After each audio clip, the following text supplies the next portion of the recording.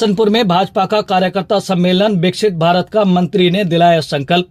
Anchor Uttar Pradesh जनपद अमरोहा के हसनपुर नगर स्थित एक बैंक्वेट हॉल में भाजपा का भव्य कार्यकर्ता सम्मेलन आयोजित हुआ। इसमें मुख्य अतिथि के रूप में राज्य मंत्री और जनपद की प्रभारी मंत्री गुलाबो देवी शामिल हुई। कार्यक्रम में डॉक्टर श्यामा प्रसाद मुखर्जी के आदर्शों को याद करते हुए प्रभारी मंत्री ने कार्यकर्ताओं से उनके विचारों को जन जन तक पहुंचाने की अपील की। उन्होंने कहा कि भाजपा का हर कार्यकर्ता विकसित भारत के निर्माण के लिए पूरी निष्ठा से काम कर रहा है। सम्मेलन में संगठन की मजबूती पर जोर दिया गया, जिसमें क्षेत्रीय महामंत्री विकास अग्रवाल, जिला अध्यक्ष उदयगिरी गोस्वामी, जिला प्रभारी राजीव सिसोदिया, विधायक महेंद्र सिंह खड़गवंशी, जिला उपाध्यक्ष हिमांशु त्यागी, मयंक अग्रवाल, अभिनव कौशिक, पालिका अध्यक्ष राजपाल सैनी, धनोरा प्रवीण अग्रवाल, अमरोहा शशि जैन, ब्लॉक प्रमुख ममता देवी सहित भाजपा के तमाम पदाधिकारी और बड़ी संख्या में मंडल से लेकर बूथ अध्यक्ष आदि मौजूद रहे। वहीं आप सुने जिले की प्रभारी एवं राज्य मंत्री गुलाबो देवी की कहानी। डॉक्टर श्यामा प्रसाद मुखर्जी का आज जीवन चरित्र आपके सामने रखा जा रहा है। अभी हमारे जिला प्रभारी राजीव सिसोदिया जी बोल रहे थे। इन्होंने बड़े विस्तार से उनके बारे में बताया और उन्होंने ये बताया कि उस समय अंग्रेजी शासन था। अंग्रेजी शासन में उस अंग्रेजी शासन का मुकाबला करते हुए उन्होंने कांग्रेस का भी मुकाबला किया और स्थिति ये हुई, ये तो बता ही दिया कि 6 जुलाई 1901 को कलकत्ता में उनका जन्म हुआ। इनके पिताजी बहुत ही बौद्धिक और सार्वजनिक सेवा करने वाले थे। इन्होंने जो अपनी शिक्षा ग्रहण की थी वो कलकत्ता विश्वविद्यालय से बीए ऑनर्स अंग्रेजी, एमए बंगाली में विशेष रूप से इन्होंने अपनी शिक्षा प्राप्त की और अपनी सांस्कृतिक अस्मिता को सुरक्षित रखा। वर्ष 1934 में मात्र 33 वर्ष की आयु में डॉक्टर श्यामा प्रसाद मुखर्जी कलकत्ता विश्वविद्यालय के सबसे युवा कुलपति बने। इतने ही नहीं, उन्होंने उस समय एशिया के सबसे महत्वपूर्ण विश्वविद्यालयों में जो एक था, उन्होंने इस पर 2 बार कार्य किया। उन्होंने कलकत्ता विश्वविद्यालय की स्थापना दिवस की भी शुरुआत की, जिसकी शुरुआत वंदे मातरम गीत से होती है। बंधुओं, उन्होंने जो निशान दिया, ये पूर्ण रूप से खिला हुआ कमल दिया। वो कमल आज भी हमारी विरासत बना हुआ है। ये उस समय किया उन्होंने जब कमल के बारे में हम लोगों को कोई ज्ञान भी नहीं था। उन्होंने बौद्ध धर्म, भारतीय इतिहास और संस्कृति के क्षेत्र में शोध को भी प्रोत्साहित किया। वर्ष 1942 से 1953 तक वे महाबोध सोसाइटी के अध्यक्ष भी रहे। राष्ट्रवादी विचारों वाले लेखकों के कारण राष्ट्रीय सरकार, ब्रिटिश सरकार के अधिकारियों का भी उन्होंने ध्यान आकर्षित किया। इन दोनों प्रकाशनों की उन्हें कोलकाता से जुड़ी हुई बंगवाणी में बंगाल के पाठकों को राष्ट्रीय दृष्टिकोण से जुड़े विचारों का एक मंच दिया। इतना ही नहीं किया, उन्होंने वर्ष 1937 में उन्होंने एक निर्दलीय उम्मीदवार के रूप में चुनाव लड़ा और बंगाल विधानसभा के विपक्ष के नेता के रूप में वो जीते और उन्होंने ये लोकप्रियता हासिल की।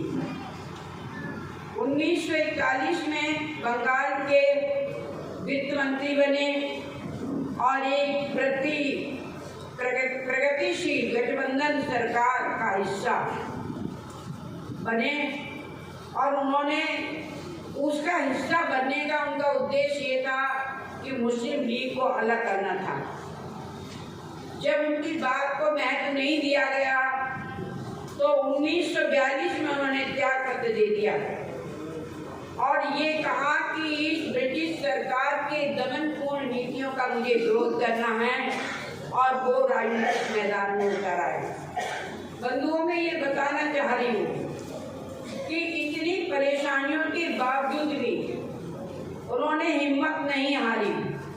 उन्होंने वर्ष 1950 में नेहरू और लियाकत समझौते का विरोध किया। नेहरू लियाकत का जो समझौता हुआ उसका विरोध किया और पाकिस्तान में हिंदुओं की जो नरसंहार हो रहे थे, उत्पीड़न को पाकिस्तान को सीधे जिम्मेदार बनाने के बजाय एक द्विपक्षीय मामला बनाकर छोड़ दिया, जो बड़े नैतिक दृष्टिकोण का रूप दिया। इसी मुद्दे पर 6 अप्रैल 1950 को नेहरू के मंत्रिमंडल से भी उन्होंने इस्तीफा दे दिया। मैं आपको ये बताना चाहती हूँ कि वो कितने समय तक जेल में रहे, वर्षों तक जेल में रहे और जेल में रहने के बाद वो बीमार पड़े। बीमारी की स्थिति में उनको कोई दवा नहीं दी गई, किसी प्रकार का उनका इलाज नहीं किया गया और एक संदिग्ध स्थिति में उनकी मृत्यु हो गई। उनकी जो माता थी उन्होंने बहुत मांग की कि मेरे बेटे का पोस्टमार्टम होना चाहिए कि किस स्थिति में इनकी मौत हुई है, लेकिन वो भी नहीं हुआ। यहाँ तक कि उनके शव के लिए दिल्ली में भी नहीं उतरने दिया गया। नेहरू जी ने उनके शव को दिल्ली नहीं उतरने दिया गया और इतनी ज्यादती उनके साथ में की कि उनके शव के लिए सीधे बंगाल में कलकत्ता भेज दिया गया। तो मैं आपको ये बताना चाहती हूँ, ये तो रहा उनका इतिहास। अगर मैं उस इतिहास के गहराई में जाऊंगी तो बहुत सारा उन्होंने संघर्ष किया। हम आपको ये बताना चाहते हैं कि जिन श्यामा प्रसाद मुखर्जी ने अंग्रेजों से भी मुठभेड़ की और कांग्रेस का भी डटकर मुकाबला किया और अपने प्राणों का बलिदान किया, ऐसी कांग्रेस के लिए कभी भी आपको माफ नहीं करना चाहिए किसी भी कीमत में। और आज भी उसकी तुष्टीकरण की नीति है। आज जो भी काम एक हिंदुत्व की रक्षा के लिए हो रहा है, जो भी नियम हिंदुत्व की रक्षा के लिए बनाए जा रहे हैं, हर मामले में कांग्रेस उसका विरोध करती है। जिसका नाम दिया गया है पप्पू, वो पप्पू नहीं है, वो पप्पू नहीं है। वो देखने में बावला लगता है। संसद में उसकी प्रतिक्रियाएं देखिए आप कि कोई भी शब्द व्यक्ति इस प्रकार की प्रतिक्रियाएं नहीं कर सकता, जो बैठ के कभी आंख बंद करना, कभी कुछ करना, कभी कुछ करना, ये एक अच्छे और सही दिमाग की पहचान नहीं है। लेकिन वो ये प्रतिक्रियाएं तो व्यक्त करता है। पप्पू नाम है तो पप्पू होता है, लेकिन जहां कहीं भी जाता है जो देशद्रोही बातें करता है, अपने देश की हमेशा बुराई करता है। अपने देश की जो भी कमजोरी उसके दिमाग में आती है, देश की कोई कमजोरी नहीं है, लेकिन वो देश की कमजोरी को बनाकर विदेशों में जाकर एक दिल्ली उड़वाने का काम करता है। और ऐसी कांग्रेस जिसने आपातकाल के समय, ये भी कार्यक्रम हमारी पार्टी के द्वारा चलाया जा रहा है कि आपातकाल के समय कितना बड़ा अत्याचार किया गया था। लोगों ने अपने घर छोड़ दिए थे, पूरा गांव, जो हमारे बुजुर्ग लोग यहाँ बैठे हैं वो जानते होंगे कि पूरे गांव खाली रहते थे। पुलिस वाले आते थे, अधिकारी आते थे और ऐसे बच्चे जिनकी शादी भी नहीं हुई है, ऐसे बच्चों को पकड़ के ले जाते थे और उनकी नसबंदी करा देते थे।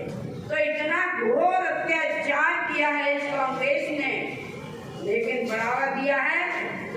गया है तुष्टीकरण की नीति। हमारे लोगों के तो ऑपरेशन कराए जाते थे और तुष्टीकरण की नीति के आधार पर किसी के साथ किसी प्रकार का कोई भी व्यवहार नहीं किया जा सकता। उनकी तो जनसंख्या बढ़े लेकिन हिंदुओं की जनसंख्या नहीं बढ़नी चाहिए, ये रवैया कांग्रेस का शुरू से ही रहा। और आज भी आप देख रहे हैं कि जिस पार्टी का 100 साल का इतिहास रहा हो, इन्हीं कारनामों की वजह से उस पार्टी की क्या दुर्दशा हुई है ये भी आप देख रहे हैं। और आगे आने वाले समय में मैं ये कहना चाहती हूँ कि आज यदि केंद्र में मोदी की सरकार ना होती तो इस देश के टुकड़े टुकड़े हो जाते। मोदी जी के अलावा कोई विकल्प नहीं है। वो एक ऐसे कर्मयोगी हैं जो चाहे कितनी भी विपत्तियां आसपास के देशों में आए लेकिन भारत पर आंच नहीं आने देते हैं, हर प्रकार से भारत को बचाते हैं। तो देश में हमारे कर्मयोगी माननीय मोदी जी बैठे हुए हैं और प्रदेश में धर्म की धुरी को धारण करने वाले परम तेजस्वी, परम तपस्वी ऐसे माननीय मुख्यमंत्री जी बैठे हुए हैं जो जिन्होंने अपनी कानून व्यवस्था के आधार पर आज पूरे देश में ही नहीं अंतरराष्ट्रीय स्तर पर भी इस उत्तर प्रदेश का उदाहरण पेश किया जाता है। दूसरे प्रदेशों के लोग ये बात कहने लगे हैं कि यदि मुख्यमंत्री हो तो योगी की जैसी होनी चाहिए। ये कम बड़ी बात नहीं है। इससे बड़ा और हमारे लिए क्या खिताब मिल सकता है, क्या उपहार मिल सकता है, क्या धरोहर में मिल सकती है कि हमारे माननीय मुख्यमंत्री जी की तुलना दूसरे प्रदेश में की जाती है कि ऐसे मुख्यमंत्री होनी चाहिए जो सुरक्षा के लिए चिंतित रहते हैं, जो चिकित्सा के लिए सुरक्षित रहते हैं, जो चिंतित रहते हैं। उनके दृष्टि में चिकित्सा, सुरक्षा ये पहले नंबर पर है और शिक्षा, चिकित्सा और स्वास्थ्य ये सारी चीजें पहले नंबर पर हैं। वो सुरक्षित भी रखते हैं, शिक्षित भी कर रहे हैं और हमारे लिए क्या कर रहे हैं।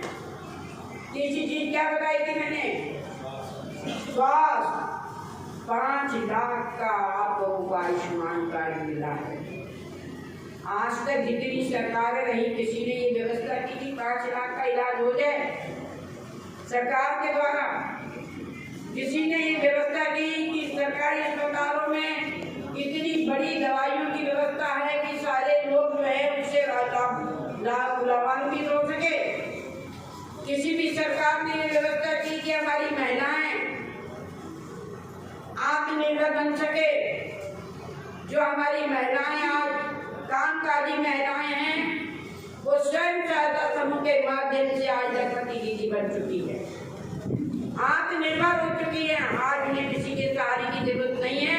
वो मेहनत करके छोटे छोटे उद्योगों के द्वारा लाखों रुपए कमा रही है और अपने परिवार का पालन पोषण कर रही है। आज हमारी बेटियां सबसे ज्यादा सुरक्षित हैं। कोई भी बेटी कितनी दूर पढ़ने चली जाए, कोई भी नजर उठाने वाला गुंडा नाम की कोई चीज नहीं। विगत सरकारों में आपने देखा कि बच्चियां हमारी स्कूल जाती थी, स्कूलों के बराबर में जो दुकानें होती थी वहाँ गुंडे खड़े हो जाते थे और बच्चियों पे पट्टियां कसते थे। कितनी बच्चियां ऐसी थी जिन्होंने गुंडों के डर से पढ़ाई छोड़ दी। लेकिन आज की तारीख में आप देखो किसी प्रकार का कोई भय नहीं है। यहाँ किसान बहुत बड़ी तादाद में बैठे हैं, अपने खेतों में चाहे कोई चीज आप छोड़ दें